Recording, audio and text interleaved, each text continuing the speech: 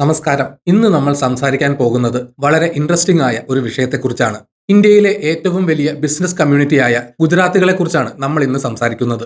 എന്തുകൊണ്ടാണ് ഗുജറാത്തികൾ ബിസിനസ്സിൽ ഇത്രയധികം വിജയിക്കുന്നത്? അവർക്ക് മാത്രമായി എന്തെങ്കിലും പ്രത്യേകതയുണ്ടോ? റിലയൻസ് ഗ്രൂപ്പിന്റെ ധീരുഭായ് അംബാനി മുതൽ അദാനി ഗ്രൂപ്പിന്റെ ഗൗതം അദാനി വരെ പാഴ്സികളാണെങ്കിലും ഗുജറാത്തുമായി വലിയ ബന്ധമുള്ള ടാറ്റ ഗ്രൂപ്പ് മുതൽ നമ്മുടെ നാട്ടിലെ ചെറിയ കടകൾ നടത്തുന്നവർ വരെ ബിസിനസ് എന്ന് കേൾക്കുമ്പോൾ ആദ്യം മനസ്സിലേക്ക് വരുന്നത് ഗുജറാത്തികളുടെ മുഖമാണ്. ഇതൊരു ചെറിയ കാര്യമല്ല. ലോകത്തെവിടെ പോയാലും അവിടെ ഒരു ഗുജറാത്തി ബിസിനസ്സുകാരനെ നിങ്ങൾക്ക് കാണാൻ സാധിക്കും. അമേരിക്കയിലെ ഹോട്ടലുകൾ മുതൽ ബെൽജിയത്തിലെ ഡയമണ്ട് മാർക്കറ്റ് വരെ അവർ അടക്കി ഭരിക്കുകയാണ്. ഇന്ന് ഞാൻ നിങ്ങളോട് പറയാൻ പോകുന്നത് ഇതിന്റെ ഫുൾ സ്റ്റോറിയാണ്. ചരിത്രം, സംസ്കാരം, അവരുടെ മൈൻഡ് സെറ്റ് എന്നിവയെല്ലാം ചേർന്ന ഒരു കഥയാണിത്. ഇത് വെറും ഭാഗ്യമല്ല, മറിച്ച് നൂറ്റാണ്ടുകളായുള്ള കഠിനാധ്വാനത്തിന്റെയും ബുദ്ധിയുടെയും ഫലമാണ്. നമുക്ക് ചരിത്രത്തിൽ നിന്ന് തന്നെ തുടങ്ങാം. ഗുജറാത്തിന്റെ വിജയത്തിന് പിന്നിലെ ഏറ്റവും പ്രധാനപ്പെട്ട കാരണം അവരുടെ ജോഗ്രഫി അഥവാ ഭൂമിശാസ്ത്രമാണ്. ഇന്ത്യയിൽ ഏറ്റവും വലിയ കോസ്റ്റ് ലൈൻ ഉള്ള സംസ്ഥാനം ഗുജറാത്താണ്. ഏകദേശം 1600 കിലോമീറ്ററോളം നീളമുള്ള കടൽത്തീരം അവർക്കുണ്ട്. പണ്ട് കാലം മുതൽക്കേ, അതായത് ആയിരക്കണക്കിന് വർഷങ്ങൾക്ക് മുൻപ് തന്നെ ഗുജറാത്തികൾ കടൽ വഴിയുള്ള ട്രേഡ് അല്ലെങ്കിൽ കച്ചവടം നടത്തിയിരുന്നു. നമ്മൾ ചരിത്ര പുസ്തകങ്ങളിൽ ഇൻഡസ് വാലി സിവിലൈസേഷൻ അഥവാ സിന്ധു നദീതട സംസ്കാരത്തെക്കുറിച്ച് പഠിച്ചിട്ടുണ്ടല്ലോ. അതിൽ ലോഥൽ എന്നൊരു സ്ഥലമുണ്ട്. അത് ഗുജറാത്തിലാണ്. ലോകത്തിലെ തന്നെ ഏറ്റവും പഴയ തുറമുഖങ്ങളിൽ ഒന്നായിരുന്നു ലോഥൽ. 4000 വർഷങ്ങൾക്ക് മുൻപ് തന്നെ ഗുജറാത്തികൾ അവിടെ നിന്ന് കപ്പലുകളിൽ സാധനങ്ങൾ കയറ്റി അറേബ്യയിലേക്കും ആഫ്രിക്കയിലേക്കും കച്ചവടത്തിനായി പോയിരുന്നു. അതുകൊണ്ട് തന്നെ ബിസിനസ് എന്നത് അവരുടെ രക്തത്തിൽ അലിഞ്ഞു ചേർന്ന ഒന്നാണ്. കടൽ കടന്നുപോയി കച്ചവടം ചെയ്യാനുള്ള ധൈര്യം അവർക്ക് പണ്ടേയുണ്ട്. ഗുജറാത്തികളുടെ ബിസിനസ് വിജയത്തിൽ ജൈനമതത്തിനും വൈഷ്ണവ വിശ്വാസത്തിനും വലിയ പങ്കുണ്ട്. ഗുജറാത്തിൽ ജൈനമതക്കാർക്ക് വലിയ സ്വാധീനമുണ്ട്. ജൈനമതത്തിലെ ഏറ്റവും പ്രധാനപ്പെട്ട തത്വം അഹിംസയാണ്. ഒരു ജീവിയെ പോലും ഉപദ്രവിക്കാൻ പാടില്ല. അതുകൊണ്ട് പണ്ട് കാലത്ത് ജൈനമതക്കാർ കൃഷിപ്പണി ചെയ്തിരുന്നില്ല. കാരണം കൃഷി ചെയ്യുമ്പോൾ മണ്ണിരകളെയോ ചെറിയ പ്രാണികളെയോ കൊല്ലേണ്ടി വരും. അതുപോലെ അവർ പട്ടാളത്തിലും ചേർന്നിരുന്നില്ല. പിന്നെ അവർക്ക് ചെയ്യാൻ പറ്റിയ ഏറ്റവും നല്ല ജോലി എന്താണ്? അത് ബിസിനസ്സാണ്. സാധനങ്ങൾ വാങ്ങുക, വിൽക്കുക, പണം പലിശയ്ക്ക് കൊടുക്കുക, ഇതായിരുന്നു അവർ തിരഞ്ഞെടുത്ത വഴി. നൂറ്റാണ്ടുകളായി അവർ ഇത് ചെയ്തുകൊണ്ടേയിരിക്കുന്നു. അതുകൊണ്ട് കണക്കുകൾ കൈകാര്യം ചെയ്യാനും പണം ലാഭകരമായി ഉപയോഗിക്കാനും അവർക്ക് പ്രത്യേക കഴിവുണ്ട്. ഒരു ഗുജറാത്തി കുട്ടിയെ സംബന്ധിച്ചിടത്തോളം ബിസിനസ് പഠിക്കാൻ സ്കൂളിൽ പോകേണ്ട ആവശ്യമില്ല. അവൻ തന്റെ അച്ഛന്റെയോ അമ്മാവന്റെയോ കടയിൽ നിന്നാണ് ബിസിനസ് പഠിക്കുന്നത്. ചെറുപ്പം മുതലേ പ്രോഫിറ്റ്, ലോസ്, ഇൻട്രസ്റ്റ് എന്നീ വാക്കുകൾ കേട്ടാണ് അവൻ വളരുന്നത്.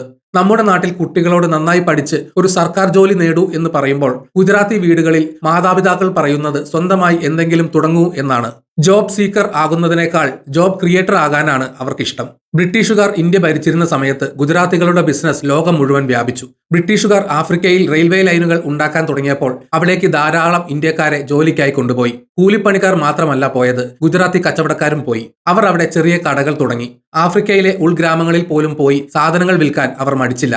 ഈസ്റ്റ് ആഫ്രിക്കയിലെ കെനിയ, ഉഗാണ്ട തുടങ്ങിയ രാജ്യങ്ങളിൽ സമ്പദ് വ്യവസ്ഥയുടെ നട്ടെല്ലായി ഗുജറാത്തികൾ മാറി. അവിടെ അവരെ ദുഃഖവാലാസ് എന്നാണ് വിളിച്ചിരുന്നത്. ദുഃഖാൻ അഥവാ കട എന്ന വാക്കിൽ നിന്നാണ് ഈ പേര് വന്നത്.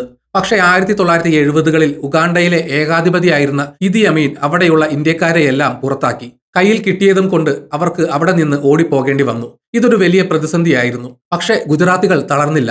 അവിടെ നിന്ന് പലായനം ചെയ്ത ഭൂരിഭാഗം ആളുകളും പോയത് UK-യിലേക്കും അമേരിക്കയിലേക്കുമാണ്. വെറും കൈയോടെ ചെന്നിട്ടും അവർ അവിടെ സാമ്രാജ്യങ്ങൾ കെട്ടിപ്പടുത്തു. ഇംഗ്ലണ്ടിലെ കോർണർ ഷോപ്സ് അഥവാ ചെറിയ പലചരക്ക് കടകൾ മിക്കതും നടത്തിയിരുന്നത് ഇവരായിരുന്നു. അമേരിക്കയിലെ പട്ടേൽ മോട്ടലുകൾ. ഇതൊരു അത്ഭുതകരമായ കഥയാണ്. നിങ്ങൾ അമേരിക്കയിൽ പോയാൽ അവിടെയുള്ള 40% ഹോട്ടലുകളും മോട്ടലുകളും നടത്തുന്നത് ഗുജറാത്തികളാണ്. പ്രത്യേകിച്ച് പട്ടേൽ എന്ന സർനെയിം ഉള്ളവർ. ഇതിനെ തമാശയായി ഹോട്ടൽ എന്ന് പോലും വിളിക്കാറുണ്ട്. അതായത് പട്ടേൽ പ്ലസ് മോട്ടൽ.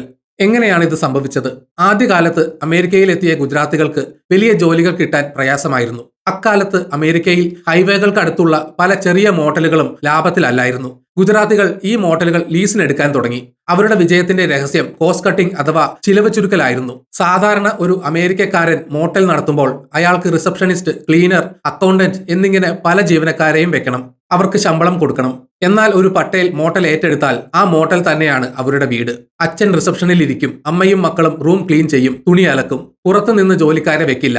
അതുകൊണ്ട് അവർക്ക് വലിയ ലാഭം കിട്ടി. വേറെ ആർക്കും നൽകാൻ കഴിയാത്തത്ര കുറഞ്ഞ നിരക്കിൽ റൂമുകൾ നൽകാൻ അവർക്ക് സാധിച്ചു. അങ്ങനെ മെല്ലെ മെല്ലെ അവർ ഈ വ്യവസായം മുഴുവൻ പിടിച്ചടക്കി. കാഞ്ചിഭായ് മഞ്ജുഭായ് പട്ടേൽ എന്ന വ്യക്തിയാണ് ഇതിന് തുടക്കമിട്ടത് എന്ന് പറയപ്പെടുന്നു. ഇനി നമുക്ക് വജ്ര വ്യാപാരത്തിലേക്ക് വരാം. ലോകത്തിലെ 90% വജ്രങ്ങളും പോളിഷ് ചെയ്യുന്നത് ഗുജറാത്തിലെ സൂറത്തിലാണ്. പണ്ട് കാലത്ത് ബെൽജിയത്തിലെ ആന്റ്വർപ്പ് ആയിരുന്നു ലോകത്തിലെ ഡയമണ്ട് തലസ്ഥാനം. അവിടെ ജൂതന്മാരായിരുന്നു ഈ ബിസിനസ് നിയന്ത്രിച്ചിരുന്നത്. പുറത്തു നിന്നുള്ള ആർക്കും അവിടേക്ക് പ്രവേശനം ഉണ്ടായിരുന്നില്ല. എന്നാൽ 1960-70 കാലഘട്ടത്തിൽ പാലൻപൂരി ജൈനന്മാർ അവിടെ എത്തി. അവർ വളരെ തന്ത്രപരമായ ഒരു നീക്കം നടത്തി. ജൂതന്മാർക്ക് വേണ്ടാത്ത ലാഭം കുറഞ്ഞ ചെറിയ ഡയമണ്ടുകൾ അവർ വാങ്ങി.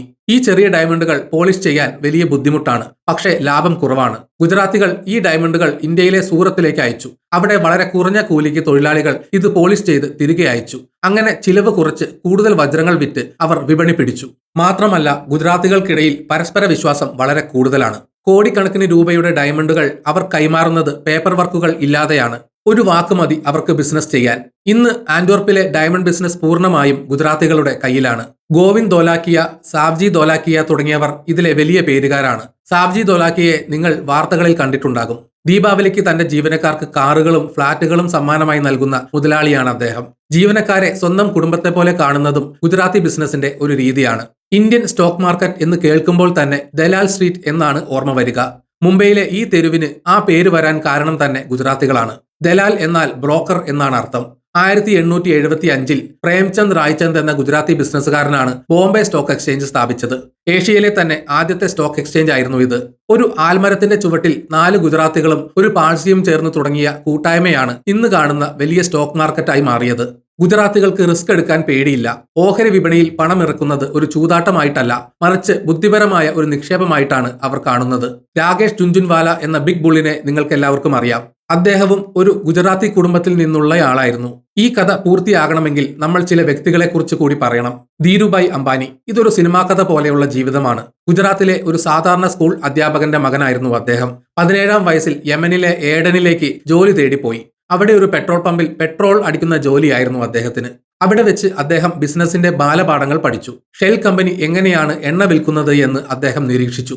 തിരിച്ച് ഇന്ത്യയിൽ വന്നപ്പോൾ അദ്ദേഹത്തിന്റെ കയ്യിൽ ആകെ 500 രൂപയെ ഉണ്ടായിരുന്നുള്ളൂ എന്ന് പറയപ്പെടുന്നു. മുംബൈയിലെ ഒരു ചെറിയ മുറിയിൽ നിന്ന് അദ്ദേഹം റിലയൻസ് കൊമേഴ്ഷ്യൽ കോർപ്പറേഷൻ തുടങ്ങി. ആദ്യം സുഗന്ധവ്യഞ്ജനങ്ങൾ കയറ്റുമതി ചെയ്തു. പിന്നീട് തുണിത്തരങ്ങളിലേക്ക് തിരിഞ്ഞു. വിമൽ എന്ന ബ്രാൻഡ് തുടങ്ങി. ധീരുഭായ് അംബാനിയുടെ ഏറ്റവും വലിയ കഴിവ് അദ്ദേഹത്തിന്റെ വിഷനായിരുന്നു. സാധാരണക്കാർക്ക് കൂടി ഓഹരി വിപണിയിൽ നിക്ഷേപിക്കാൻ അദ്ദേഹം അവസരമൊരുക്കി. വലിയ ഫാക്ടറികൾ, മൊബൈൽ ഫോൺ, പെട്രോളിയം, അങ്ങനെ റിലയൻസ് വളർന്നു. ഇന്ന് മുകേഷ് അംബാനി അത് ലോകത്തിലെ തന്നെ വലിയ കമ്പനികളിൽ ഒന്നാക്കി മാറ്റി. കർസൻഭായ് പട്ടേൽ. ഇതൊരു ഗംഭീര കഥയാണ്. 1969-ൽ ഗുജറാത്ത് ഗവൺമെന്റിൽ കെമിസ്റ്റായി ജോലി ചെയ്യുകയായിരുന്നു കർസൻഭായ്. അക്കാലത്ത് സർഫ് പോലെയുള്ള ഡിറ്റർജന്റുകൾക്ക് വലിയ വിലയായിരുന്നു. സാധാരണക്കാർക്ക് അത് വാങ്ങാൻ കഴിയില്ലായിരുന്നു. കർസൻഭായ് തന്റെ വീടിന്റെ പുറകിൽ വെച്ച് സ്വന്തമായി ഒരു ഡിറ്റർജന്റ് പൊടി ഉണ്ടാക്കി. ജോലിക്ക് പോകുന്ന വഴിയിൽ സൈക്കിളിൽ കൊണ്ടുപോയി വീടുകൾ തോറും ഇത് വിറ്റു. കിലോയ്ക്ക് വെറും 3 രൂപയായിരുന്നു വില. സർഫിനന്ന് കിലോയ്ക്ക് 13 രൂപയായിരുന്നു. ഗുണമേന്മയുള്ളതും വില കുറഞ്ഞതുമായ ഈ ഉൽപ്പന്നം പെട്ടെന്ന് ഹിറ്റായി. നിർമ്മ എന്നായിരുന്നു പേര്. അദ്ദേഹത്തിന്റെ മകളുടെ പേരായിരുന്നു അത്. വമ്പൻ മൾട്ടിനാഷണൽ കമ്പനികളെ വെറും ഒരു സാധാരണക്കാരൻ തോൽപ്പിച്ച ചരിത്രമാണിത്.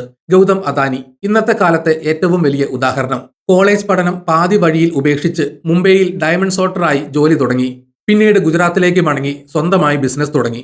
ഇന്ന് ഇന്ത്യയിലെ വിമാനത്താവളങ്ങൾ, തുറമുഖങ്ങൾ, പവർ പ്ലാന്റുകൾ എന്നിവയിലെല്ലാം അദാനിയുടെ സാന്നിധ്യമുണ്ട്.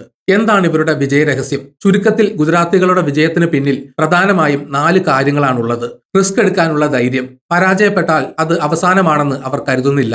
അതൊരു പാഠമായി കണ്ട് വീണ്ടും തുടങ്ങും. സാമ്പത്തിക അച്ചടക്കം. എത്ര വലിയ കോടീശ്വരനായാലും പണം അനാവശ്യമായി ചിലവാക്കാൻ അവർക്കിഷ്ടമല്ല. വാല്യൂ ഫോർ മണി അവർക്ക് പ്രധാനമാണ്. Community support. ഒരു ഗുജറാത്തിക്ക് ബിസിനസ് തുടങ്ങാൻ പണമില്ലെങ്കിൽ ആ കമ്മ്യൂണിറ്റിയിലെ മറ്റുള്ളവർ സഹായിക്കും. ബാങ്കിൽ പോകുന്നതിന് മുൻപേ അവർക്ക് സ്വന്തം ആളുകളിൽ നിന്ന് പണം കിട്ടും. ഇതിനെ അവർ വലിയൊരു ശക്തിയായി കാണുന്നു. മാറ്റം ഉൾക്കൊള്ളാനുള്ള കഴിവ്. കാലം മാറുന്നതിനനുസരിച്ച് അവർ മാറും. പണ്ട് തുണി ബിസിനസ് ആയിരുന്നുവെങ്കിൽ ഇന്ന് അവർ പെട്രോ കെമിക്കൽസും ഗ്രീൻ എനർജിയും ചെയ്യുന്നു. ഗുജറാത്തികളുടെ ഈ കഥയിൽ നിന്ന് നമുക്ക് പഠിക്കാൻ ഒത്തിരി കാര്യങ്ങളുണ്ട്. ബിസിനസ് എന്നത് വെറും ഒരു പണം ഉണ്ടാക്കാനുള്ള മാർഗമല്ല, അതൊരു സംസ്കാരമാണ്. ക്ഷമ, കഠിനാധ്വാനം, ദീർഘവീക്ഷണം, കൂടെയുള്ളവരെ സഹായിക്കാനുള്ള മനസ്സ്, ഇതെല്ലാമാണ് യഥാർത്ഥ വിജയത്തിന് കാരണം. നമ്മൾ മലയാളികൾക്കും ബുദ്ധിയുണ്ട്, കഴിവുണ്ട്. പക്ഷേ പലപ്പോഴും നമുക്ക് റിസ്ക് എടുക്കാൻ പേടിയാണ്. ആ പേടി മാറ്റിവെച്ച് അവസരങ്ങളെ തിരിച്ചറിഞ്ഞാൽ ലോകം കീഴടക്കാൻ നമുക്കും സാധിക്കും. ഗുജറാത്തികളുടെ ചരിത്രം നമ്മളെ പഠിപ്പിക്കുന്നത് അതാണ്. ശൂന്യതയിൽ നിന്ന് സാമ്രാജ്യങ്ങൾ കെട്ടിപ്പടുക്കാൻ സാധിക്കുമെന്ന് അവർ തെളിയിച്ചു.